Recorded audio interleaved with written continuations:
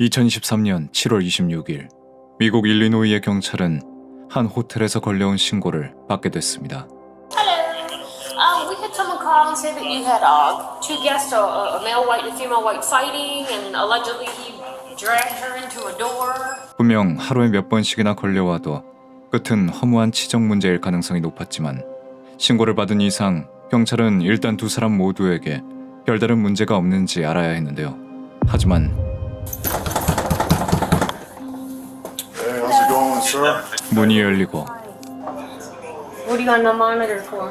나타난 남자의 오른쪽 발목에 걸린 전자발찌를 발견하자마자 분위기는 급격하게 변하기 시작했죠. Anyone injured? 호텔방 문 뒤에 있던 건 전자발찌를 한 남자뿐만이 아니었습니다. 어느 금요일 밤 미국 일리노이주 줄리엣에 위치한 55번 고속도로 인근의 베스트 웨스트 호텔에서 익명의 목격자로부터 걸려온 전화 한 통.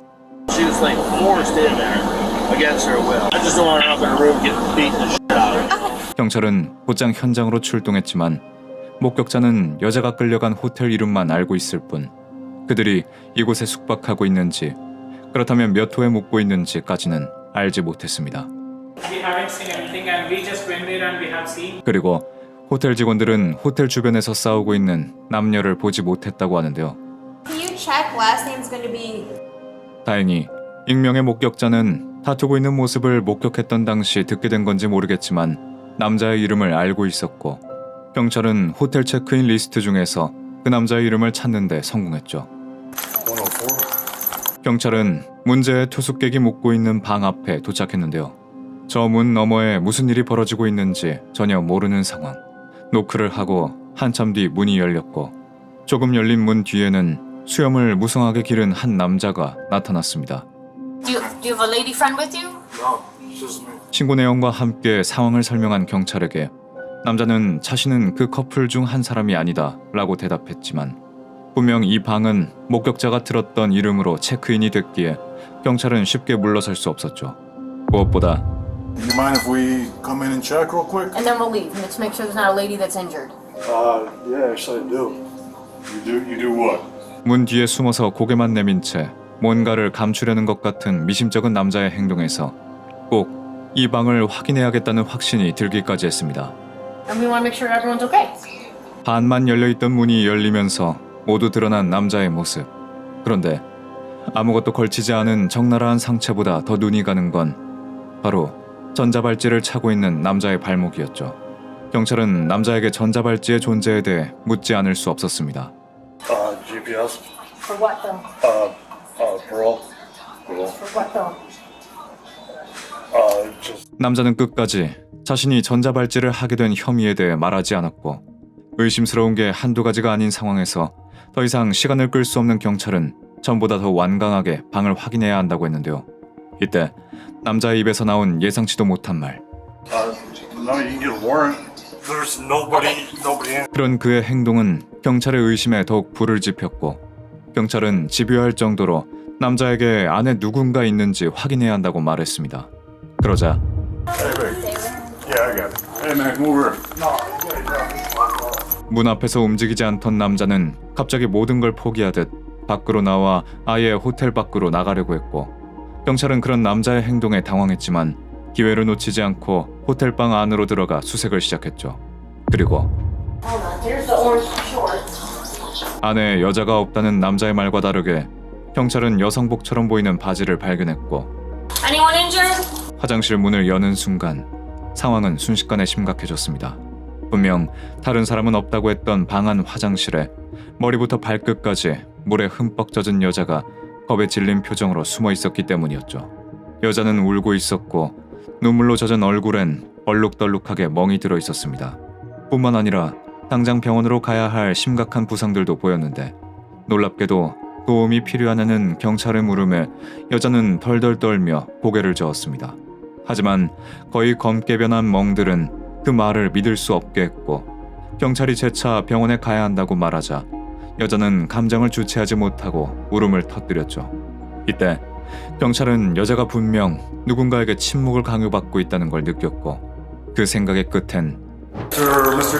Come on, man. 경찰은 다시 남자에게 여자에 대한 질문을 했고 그는 그제야 Yeah, my girlfriend. Okay. All right. Is she okay? If she's okay, we're leaving. We're leaving. That's literally it. That's literally it. Okay. All right. All right, I'm leaving, man. Oh, no, hold on. You can't leave, okay? Yeah, no, I I was- can't. No, yes, I can. 'Cause Where- I'm not on arrest. Right now, we are investigating a domestic situation. It means No. you can't leave. If you try to walk out, right? I've been nice to you by following you out here, dude. But if you walk away from me now, I gotta put you in cuffs, okay? All right, fine. All right, so just stay here, all right? 그렇게 남자는 잠시 진정한 것처럼 보였습니다. 그리고 경찰에게 아까까지만 해도 언질도 없었던 이야기를 털어놓기 시작했죠. It's her ex-boyfriend. That's the problem. 남자는 여자의 얼굴에 멍이 든 것도 그녀가 겁에 질린 것도 모두 그녀의 전 남자친구의 짓이라 설명했습니다. 자신이 여자를 데리러 갔을 땐 이미 그녀가 전 남자친구에게 폭행을 당한 후였다는 거죠. 심지어 전 남자친구가 자신을 위협했다고 덧붙였는데요. 당연히 경찰은 그의 말을 믿지 않았습니다. 자신을 의심하지 않는다고 믿게 해 그가 경계하지 않은 상태에서 다시 호텔방으로 데려가기 위해 빤히 보이는 거짓말을 믿는 척했죠. 그렇게 그를 다시 호텔 안으로 데려오는데 성공했는데 All right, so for now we're gonna attend you, all right, buddy? No, we're not joking. Hold on, man. Hey, stop! 수갑이 채워지기 직전 남자는 마지막 발악처럼 경찰에게서 벗어나 달리기 시작했습니다. 하지만 호텔 밖으로 나가서 몇 발자국 가지 못하고 잡혔는데 Stop running! I'm gonna take you if you keep running! Stop running! Stop! You're under arrest. Take you! 남자는 붙잡힌 후에도 경찰과 몸싸움을 멈추지 않았고 호텔에 있던 다른 경찰들이 지원을 나와 떼어놓으려 해도 쉽게 저항을 멈추지 않았죠. You're under arrest, Stop okay? resisting! Okay, stop resisting. Okay? You son of a bitch! 대체 어디서 이런 힘이 나오는 건지 무려 3명의 경찰이 붙었지만 남자는 계속해서 버텼습니다. 3명이 함께 그의 팔을 억지로 꺾은 뒤에야 수갑을 채울 수 있었는데요. You son of a... 두 손이 구속되자 남자는 경찰을 향해 끊임없이 욕설을 내뱉기 시작했습니다. Hey, what's your name, man? What's your name? What's your name? Was it? Hey, Mr. No! Oh! 그의 부적절한 행동은 호송차에 탑승한 후에도 계속됐죠. 아니, 더 심해졌습니다. I'm gonna kill her! I want my goddamn lawyer! I'm gonna fucking kill her. I'm gonna beat her fucking ass. This is bullshit. I didn't touch it. Wait till I fucking kill her. How about that?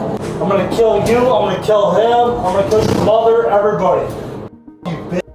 자백을 하는 건지 억울함을 표명하는 건지 알 수 없는 행동을 이어온 남자는 이후 가정폭력과 감금, 공무집행 방해와 경찰관 폭행으로 기소됐습니다.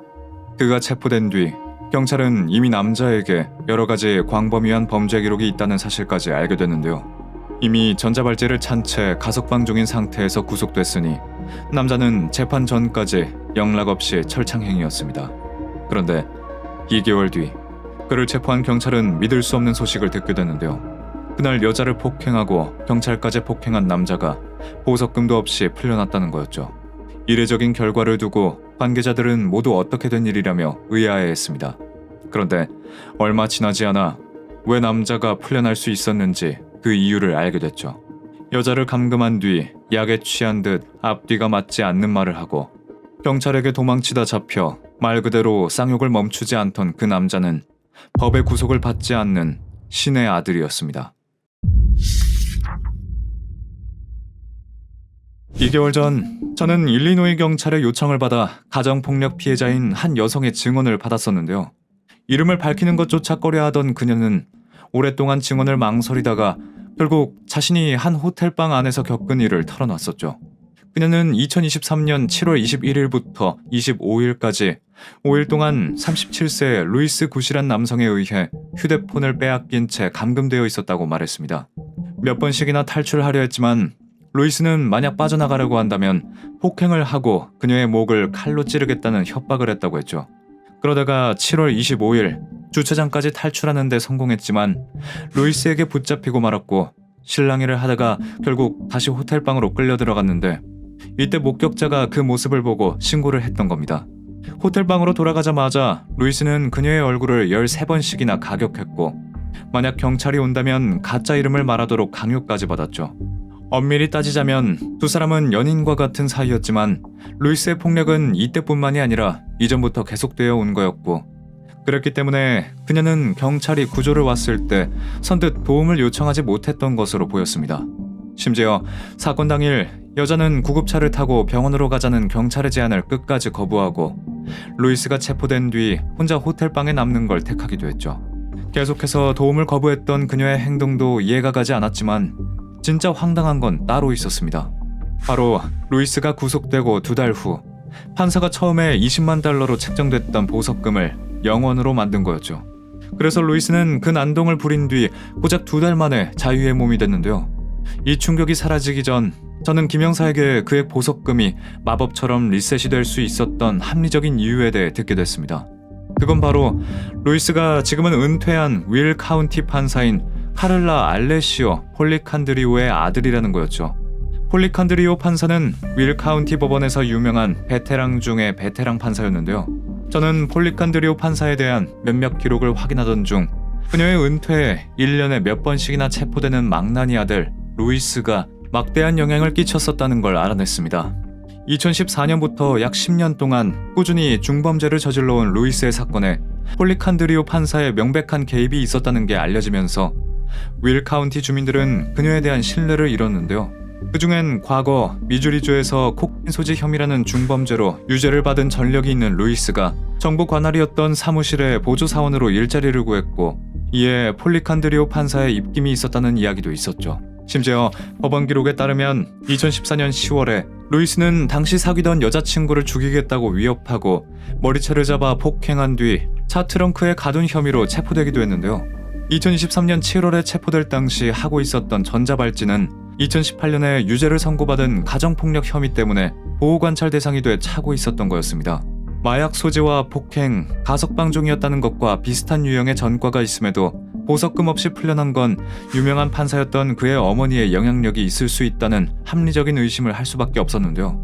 그리고 계속해서 그를 법의 테두리 밖으로 나가게 하는 건 괴물을 자라게 하는 것과 같았죠. 하지만 불행 중 다행으로 루이스는 얼마 지나지 않아 다시 재무덤을 파는 짓을 하고 말았습니다. 영원이라는 보석금으로 풀려난 뒤 정해진 재판 날짜에 출석하지 않아 루이스에 대한 체포영장이 발부된 거죠. 그렇게 2023년 11월 또다시 체포된 루이스는 이에 대한 혐의로 2024년 1월까지 감옥에 갇혀야 했고 이후 그는 경찰관 폭행죄를 포함한 중범 폭행 혐의의 유죄를 인정했는데요. 운 좋게도 2024년 1월부터 시행된 전환 프로그램으로 인해 부검에서 풀려났지만 재판 전에 법원에서 명령한 약물 검사에 참석할 거라고 다짐했습니다. 아직 루이스의 재판에 대한 법원 기록이 공개되지 않아서 그가 반성을 했는지 마땅히 죄값을 치르게 됐는지 확인할 순 없었지만 2014년부터 여러 차례 중범죄를 저지르고 피해자들을 만든 그가 감옥이 아닌 사회에 버젓이 나와 평범한 생활을 했다는 게 정말 놀랍습니다. 동시에 죄를 지으면 체포돼 감옥에 간다는 결과가 루이스와 같이 평범한 사고 체계를 가지고 있지 않은 범죄자들에게는 전혀 두렵지 않아 보인다는 게 충격적이기까지 한데요. 이런 범죄자들의 재범을 막기 위해서라도 한 번이라도 범죄를 저지르면 안 된다고 생각할 수밖에 없는 강력한 처벌이 누구에게나 적용되길 바랍니다.